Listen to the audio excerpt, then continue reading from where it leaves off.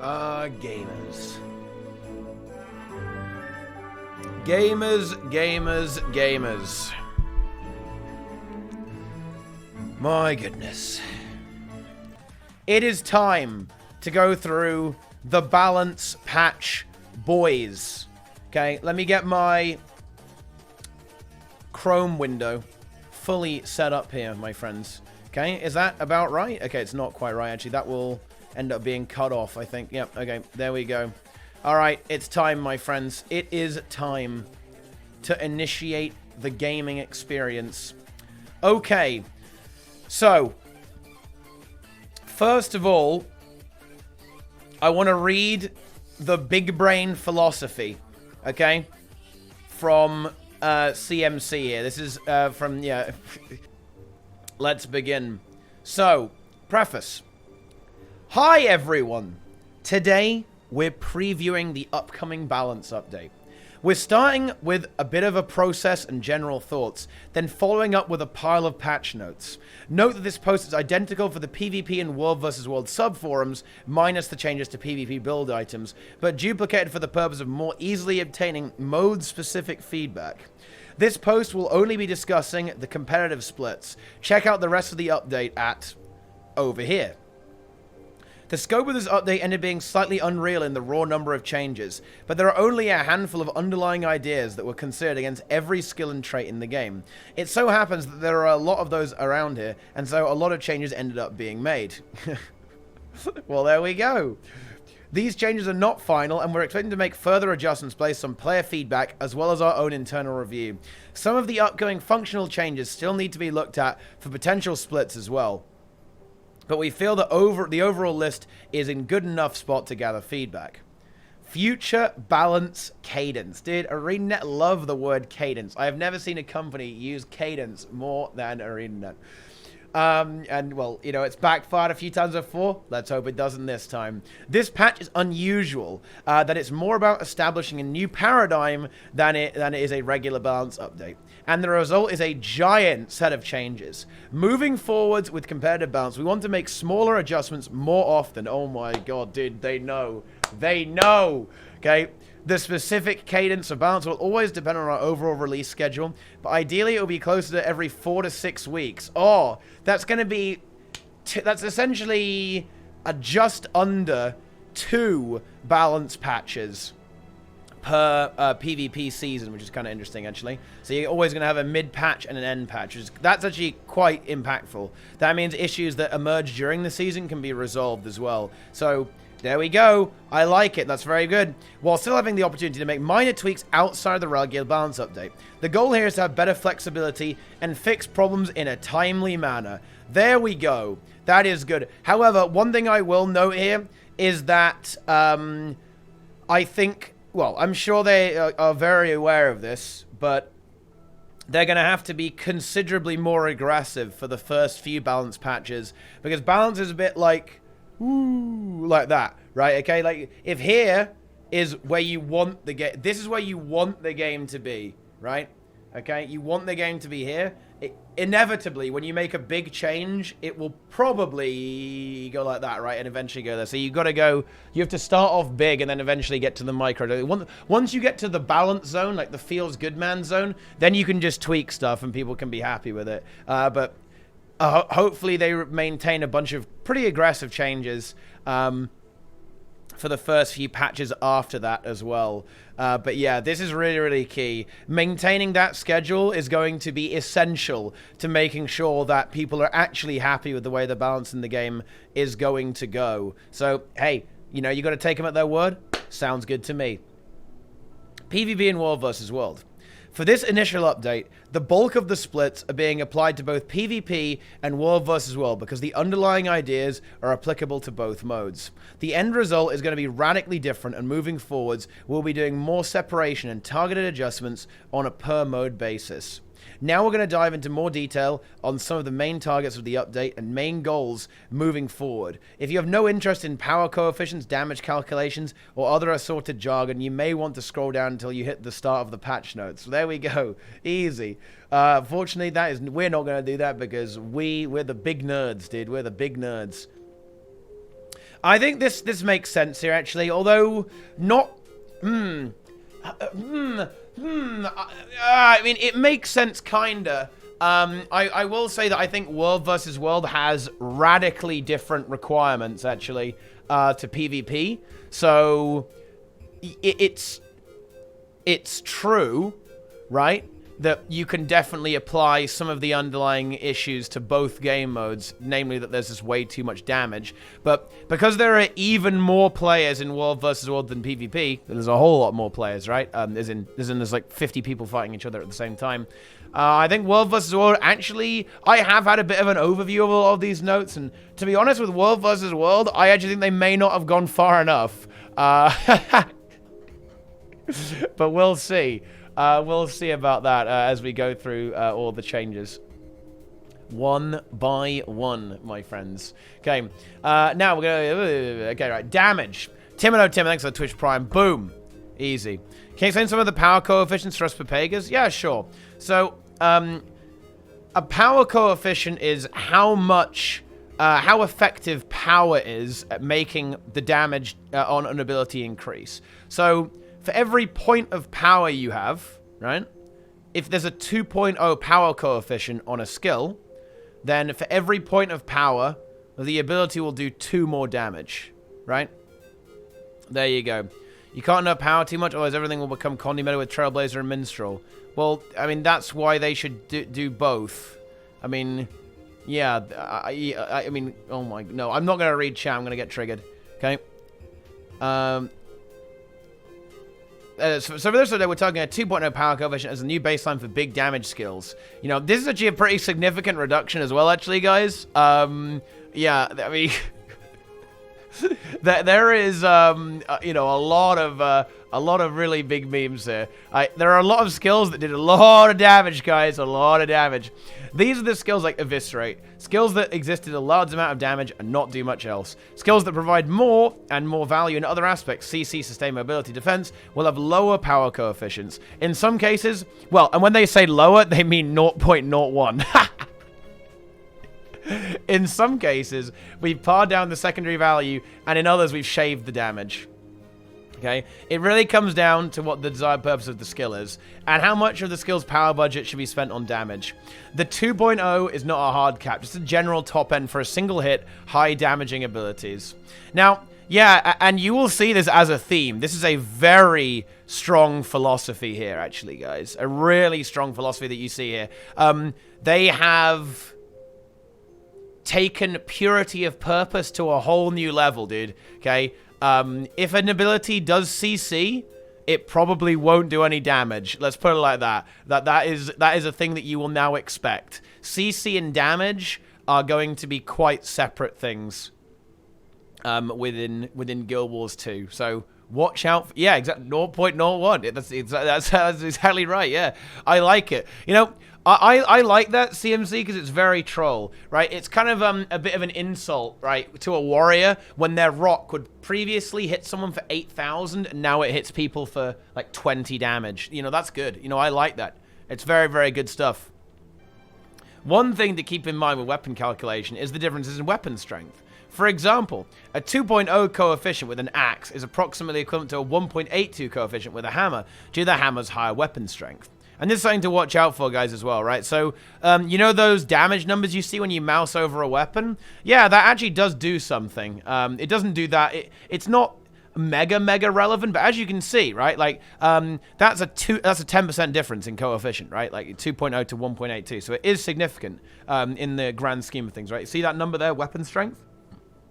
That affects how much damage your abilities do at a baseline as well. So worth keeping an eye on that as well. The damage calculation it's got quite a lot of little numbers in it, lots of variables. Got to watch out for that, guys. With a Marauder Amulet and no outside modifiers, a 2.0 coefficient with a one-handed weapon equates to about 3.9k crit against a light armored target, which is not a lot, by the way, guys. Like, that is not a lot of damage, considering how much health players typically have. Our goal here is that players should need to invest into damage traits, slot offensive utility skills, and sequence abilities around might and vulnerability stacks in order to achieve significant damage numbers. Boom. And there you go. See, they are really making the game, well, they're trying to push the game in a direction where it's less of just, okay, we're just going to hit all our buttons really hard and control W, control T and then hold W towards people in PvP. So, yeah, this is, a big thumbs up right there, dude, okay? A big thumbs up. Condition damage reductions are a bit less mathy, but we're continuing to push conditions towards a less burst potential by reducing the numbers of stacks and extending durations where it makes sense. Some of this is handled on the skill level, and we're also making heavy reductions to traits that apply conditions on hit on crit or on other conditions being applied. Now, here's the thing. One thing that you will note here is that conditions in general don't really get nerfed that hard overall, but let me tell you why that's the case, guys. Well, that's not strictly true, actually. They do get nerfed. In PvP, they nerf it through the amulet changes. But a lot of the problems with a lot of condition classes are, it's just how spammy a lot of the conditions are. For example, on Mirage, having 3 staff clones up and then using Infinite Horizon, the Infinite Horizon Mirage trait, right, with the dodge, it's real good, guys. That's a lot of conditions. You get spammed with conditions a lot of the time. And to fix a lot of the issues, need to be rectified with kind of like design changes, and that's not what this patch is about. So if conditions do get out of control, which I think is actually fairly unlikely because of how power dominated the meta is right now, in a lot of areas, it probably won't be too much of an issue. Maybe this is actually maybe why they may have done this, because they left Scrapper intact in World versus World, which is going to mean that Condis are still going to, be a little bit, oh well, they're not that scary as long as Scrapper exists.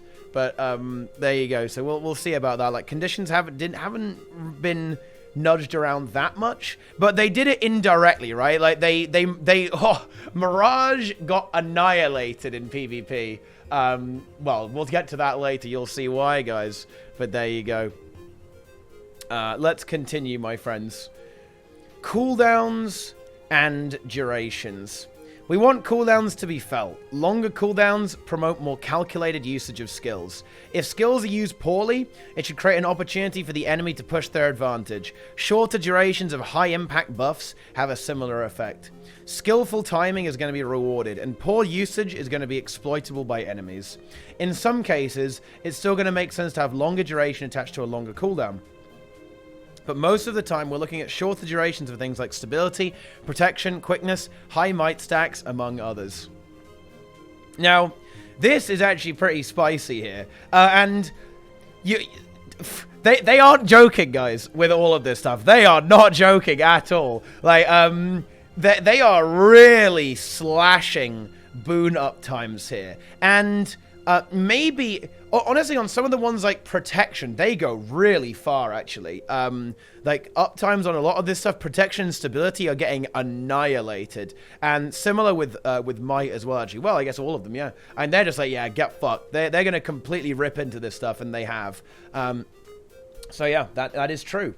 Sustain. Raw healing is always going to be closely tied to damage. As damage comes down, healing needs to be reduced as well. As mentioned above, we want to see more opportunity between cooldowns to push through damage. So we're primarily targeting skills and traits with lower cooldowns or constantly pulsing heals. Oh, well, hello, warriors. Yeah, of course, this is very logical. Very, very logical indeed.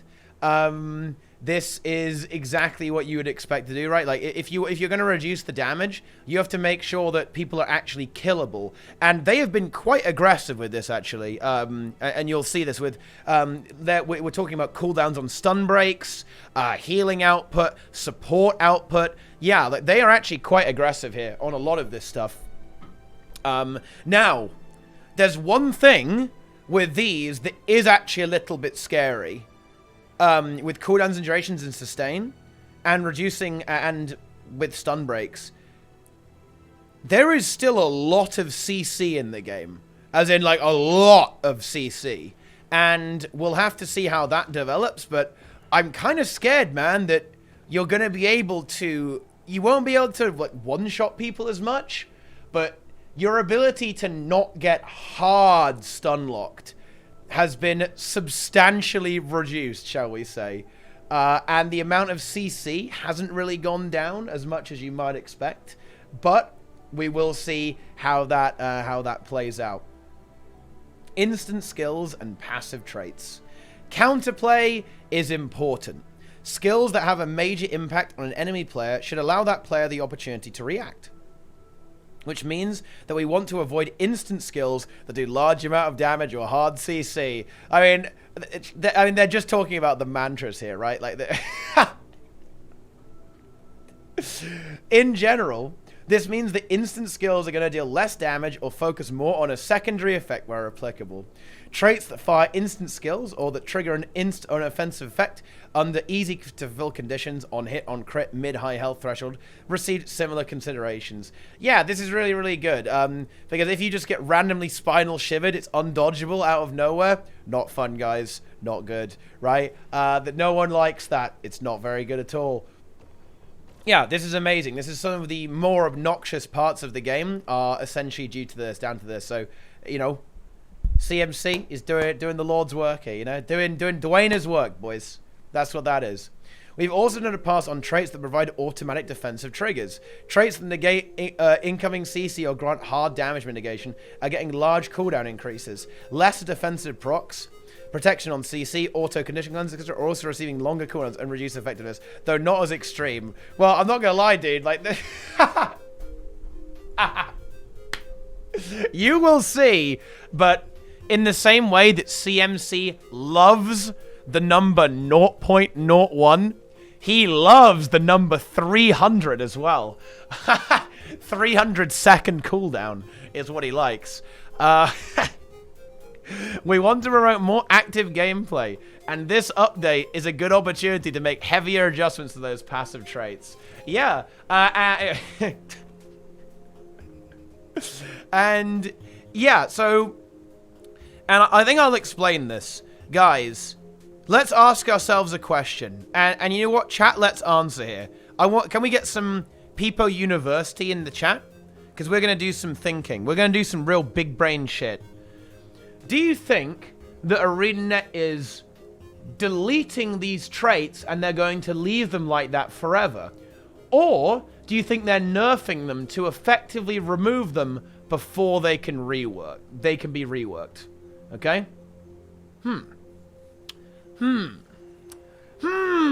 Well, yeah, obviously they're going to replace them in the future. Like, Ben and CMC have essentially Smiter's Boon these abilities. They've deleted these traits, right? But they're going to be reworked at a later date. It's almost 100% chance. So watch this. If you're like, dude, I am really sad that I only have 2 trait options now in my trait line, and I'm really sad about it. Well, I've got good news for you, dude. That means you're probably in line for some kind of rework down the line. Easy. Yeah, and once again, philosophy here is completely on point, right? This is very, very on point. The passive stuff is annoying. Some of the most frustrating abilities in the game is like the auto-proc thief invulnerability thing when you're sub 50% health. Yeah, that's incredibly annoying to play against, right? It's very, very frustrating. In particular, is one I can think just off the top of my head, right? Yeah, so this is very, very good, and making gameplay as active as possible is obviously a huge deal. Very, very, very good. Easy, boys. Okay. I think ArenaNet is nerfing those traits around the 50-minute timer in PvP, like their philosophy around all the elite skills. I think maybe you're thinking a little bit into it a little bit too much. I think they're doing it to delete them. Yeah, there you go. Easy, boys. Okay, let us continue here. Oh, that's it. We have reached the patch notes. But yes, in general, the philosophy is very, very, very good indeed. Now, I kind of want to go to the general changes here, because there's a few interesting general changes here actually as well. And we have to read some more text here as well to get to that.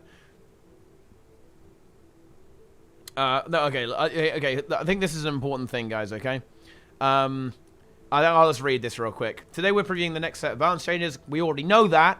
With this release, there are a significant number of changes they put together for the competitive game modes, but many of the fundamental principles are applicable in every game mode. In particular, the focus on gameplay being more active is a big piece of the planned changes. That said, we recognize that there are many specific differences between game modes, and the nature of changes for game modes should follow suit. E.g., many bosses and creatures in instance content focus attacks on the player with the highest toughness. A minor trait, Stone Flesh, gives an elemental additional toughness while attuned to Earth, and can cut off both going into Earth attunement and selecting the Earth trait line. Wow! So we're changing that trait to grant 7% damage reduction instead of 150 toughness, allowing it to play well with that type of content and expand some build options. Whoa! This is like some big brain stuff, dude. Like, whoa! Wow! Insane. We're planning many changes of this nature, as well as reworks and more. We look forward to seeing your feedback on both this set of changes as well as future potential changes. Oh, insane. But what has happened here in general? Because a few little general changes have happened as well. Look, they did it, guys. They finally did it. Auras. Aura effects have been updated to be larger and more noticeable. The previous aura effects are now used for auras on allies and for all characters viewed by PvP spectators when the effect LOD option is checked in the graphic settings. Buff icons used for auras have been updated for consistency. Dude, at last, the new aura effect is so trash. Man, it is so trash. Yeah, this is going to be on YouTube. Don't worry, Tears OW. Yeah. And yeah, they are a little bit in your face, right? But they look so cool. And that is actually going to be quite nice for spectating, actually. You're going to be able to see Shocking Aura, stuff like that. You know, Shocking Aura being that particularly key one. And, you know, Frost Armor as well. Quite big value. But yeah, this is a really, this is a fun change. I like it. Yeah. Buff icons used for has been updated because yeah, so we've got some new icons as well. Spicy, okay. And now Unblockable is now a brand new thing as well. So skills and traits which grant the Unblockable status now use a unified buff. This buff is intensity stacking and stacks a loss whenever attacks hit or miss, which is important. Single strikes which hit multiple enemies only consume one stack. Quite a nice, yeah, because otherwise, if you did an AoE skill, you'd lose all your Unblockable immediately. Skills which grant the Unblockable status for the duration have been updated to use number of hits instead. Wow, that is actually quite the bop on Unblockable. Actually, that is a bit of a bop to a lot of Unblockable skills, because previously you would just have Unblockable for you know, 5 seconds or something like that. Now that's not the case, right? And that means if you, suppose you're a ranger, rapid firing a firebrand or something like that, right? If you rapid fire, and the guardian dodges, you're gonna lose all of your Unblockable stacks. And then they can use a reflect bubble or something like that to survive after that. Whereas previously, if you miss, it doesn't really matter because you can still just plink them anyway. So yeah, this is kind of an interesting change, actually. You know, I think it's gonna be, there's definitely gonna be even more counterplay from there as well. DH will shine again with their F3. Well, yeah, there you go. You know, it's DH is back, boys. You know, DH is back. Downed allies and defeated players icons on the minimap have been updated and also displayed above the characters in world. That is actually really nice. This is I hope this happened in spectate mode. I'm not sure if it. I imagine it will happen in spectate mode. I don't see why it wouldn't. But yeah, that's actually a really good change for spectate, actually. Just in general. There you go. That, I believe, is kind of the general overview there as well. However, I do want to talk about the general PvP changes as well, because these are actually very important, guys. Very, very important. Right. So, general in PvP. In PvP only, weapon strength will now always use the midpoint instead of randomly rolling across the range. So, that is actually a really cool change. So, it's probably not mega impactful. Probably is in some places, actually. Like, there is a fair bit of variance here. There's a fair bit of variance. But, this means, okay, if you leave someone on, like, 500 health, you can't go, ArenaNet, my weapon RNG variants anymore. So, yeah, there are genuinely there are genuinely a few situations, actually, where this will either save you or kill you, right? So, yeah, fair enough, right? And there's no RNG, and I think RNG in PvP probably doesn't have much of a place in that kind of game mode anyway. So, yeah, you're going to see a lot of very consistent numbers. I mean, yeah, that's fair enough. That's I like it. I actually like that. That's good. In PvP only, yeah, and I guess in World vs. World, seeing as World vs. World is a bit more of a clown fiesta game mode, I think it's fine to have it not happen in World vs. World. But yeah, in PvP, this is actually a really, really good change. It's a good change. Like, removing RNG, removing variants is very, very good. So, build items. Reduced on stats on 4-stat amulets from 1,050, 1,050, 560, 560 to 1,000, 1,000, 500, 500. That is actually quite a big deal right there, guys. Right? That is a pretty big deal. So, you know, they've chopped off, you know, a good chunk of the stats there, actually. What is that? We've gone from about over 3k stats to exactly 3k. So, what is it? 3.2k stats down to 3k stats. 3,220 stats, right? Down to 3,000 stats exactly. So that is actually a bit of a chop. It's a little bit less than 10% overall, and it's, what is it? 5% on the primaries and more like 10% on the secondaries as well. So that is a significant nerf, actually, to 4-star amulets. And I think the 4-star amulets in general are quite powerful because they give you more stats, right, than 3 stats. And that is actually correct, by the way. 4 stats should give you more stats, right? That's how it should be, because you're less specialized, right? You're less focused. You're more of a jack of all trades. Well, you know what I mean, right? Not a jack of all trades, but you have a bit more spread of your abilities and you're not as specialized. So it does make sense that it is like this. However, 4-stat was definitely very powerful. This is actually a really big problem in PvE as well, actually, incidentally. 4-stat is so strong a lot of the time that you end up making kind of weird build choices in a way because of like how good 4-stat really is. Even in PvE. So, yeah, this is probably a good change. And, needless to say, guys, this reduces the power level just on a baseline, okay? Because they're removing the amount of stats that you have in PvP. So, bear in mind, when we're talking about the later changes, okay, think about the fact that everyone is going to have less stats as well, right? Particularly Condi builds. Because, guys, let's talk about this. The following amulets have been removed from the PvP build panel. Deadshot, Viper, Wanderer. They've removed all the Condi amulets. They're all gone.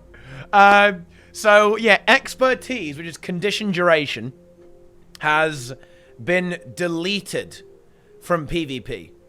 Right, and this is why a lot of the nerfs to Condi builds have kind of come from the Rune changes that we're about to talk about, and the amulet changes that are here, right? Duration modifiers in PvP are destroyed. They also do this to traits, by the way. A lot of duration extending traits also get slashed. So yeah, the way that ArenaNet is approaching balancing conditions in this patch is by removing the duration from a lot of this stuff, and it is quite significant as well. That they have really gone pretty hard on this. So you'll see that not a crazy amount of abilities in Condi-wise have got nerfed, but they've nerfed them at a base level, right? They have nerfed the amount of stats condition builds typically have, and the amount of expertise, how much stacking power. They won't be able to stack conditions on you quite as hard, right? So there you go. And in a way, this kind of makes sense. Conditions are supposed to chip away at you and slowly grind you down, right? And instead of bursting you, which is exactly what we see them try and fix here, right? So yeah, this is a good approach here, I think, until they can attack some of the design elements of some of these classes. Mirage would kind of stick out as being one, but honestly, Mirage might not need any more after this patch. Let's put it like that.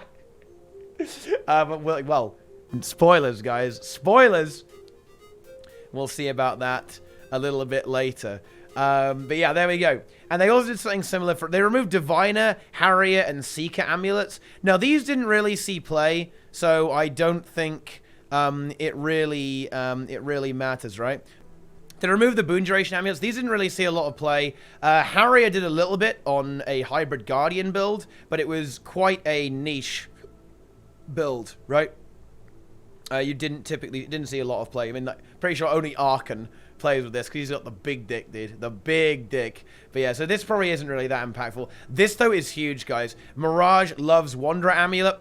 Not anymore. Scourge loves Deadshot Amulet. Well, I mean, you're not playing that anyway. I think a lot of Necros were actually playing Carrion, Core Necro, already. I think, anyway. And this is because, you know, you kind of have quite a decent amount of duration already, and power damage is not horrible as well on Core Necro because of Death Shroud as well. So, you know, having Carrion for power is not horrible right off the bat there as well. So, yeah, this probably is not too bad for Core Necro, but for a lot of other condition builds, like this is quite the wallop by removing Wanderer Amulet there as well. It was quite degenerate, actually, to have this about the place. It's quite a fun one. But yeah, so they also did something similar with runes, guys, and this is actually savage, dude. Some PvP runes have been adjusted. When they say some, they mean this many, by the way, guys, okay? Yeah. 2-slot bonuses that grant specific boon or condition durations have been reduced from 10 to 4%. 4-slot bonuses that grant specific boon or condition durations, 20% to 6%. That's actually harsh, right? Think about it. They've reduced it by about a third, right? This is only about just under a half. So the 4-slot bonuses gets absolutely destroyed. 6-slot bonuses that grant specific boon or condition durations have been reduced from 20% to 10%. Ouch. But then, oh no. 2-slot bonuses that grant general boon or condition durations have been reduced from 5% to 2%, and the 4-slot has been 10% to 3%, and then 6-slot 10% to 5%. Ow. Like, that is so brutal. Dude, it is absolutely brutal. Boon stacking, condition stacking is gonna get annihilated by this. Like, you can't abuse this extra duration. Especially some runes as well in particular have the ability to be very versatile. Stuff like Rune of the Traveler, right? Rune of the Traveler allows you to, you know, it's kind of like a very general purpose rune with this condition and boon duration up meme. So yeah, they're kind of attacking that as well, which makes a lot of sense. For example, Rune of the Afflicted PvP has been adjusted from this, 10% poison, 20% bleeding, 10% condition duration overall. It has now been changed to 4% poison, 6% bleed, and then 5% overall duration. That is a massive change, right? Like, that is a huge change over there, right? Is it too late to get into the game? Yes, this game is dead. We're just talking about a really big PvP update for no reason. Yeah, it's good. You can get into the game. Easy. Oh my goodness. And yeah, so this is another really good change. I think, again, this is kind of particularly targeted at, well, this is a bit of an interesting meme. Like, this is more of a general target here as well. I think this does tend to impact condition builds a little bit more, and this is kind of one of the, you know, part of their approach on balancing condis. But there are a fair few power builds that are going to get hit by this as well. There are a fair few builds that do like to have 25 might, right? And no, Living Story 1 is not coming back. Like, 25 might is very, very powerful. Now, you know, a warrior is quite scary, right?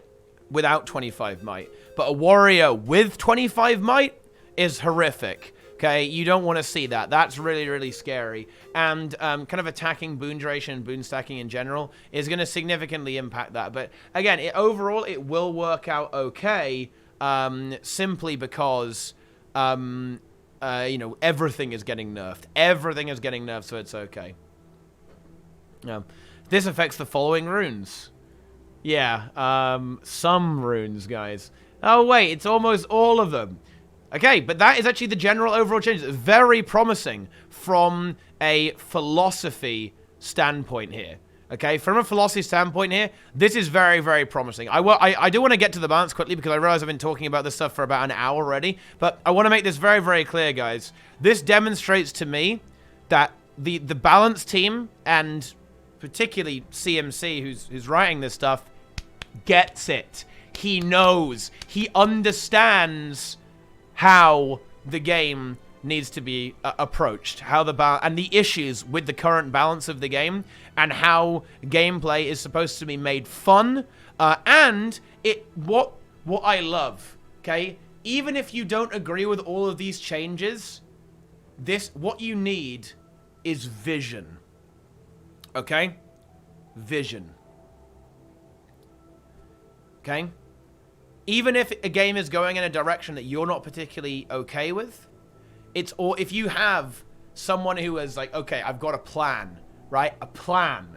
That is very, very reassuring to have. And what you can get from reading this is that CMC has a very clear and decisive plan of action to address the balance issues in the game. And that is very, very good and extremely promising, in my opinion. This patch will probably be a fiesta, guys. There will probably be some insanely broken stuff that, well, actually, honestly, maybe not. But there might be some really busted stuff that comes out of nowhere, and like, oh no, but that's okay because that can be fixed, that can be addressed. And previously, CMC has said that they are going to be looking, CMC and Ben have both said that they are looking to address these things quickly and get to work on that and fix it and be quite reactive. And they talk about this in this post as well. So yeah, overall, this is very, very promising. If you play PvP or World vs. World, you should be excited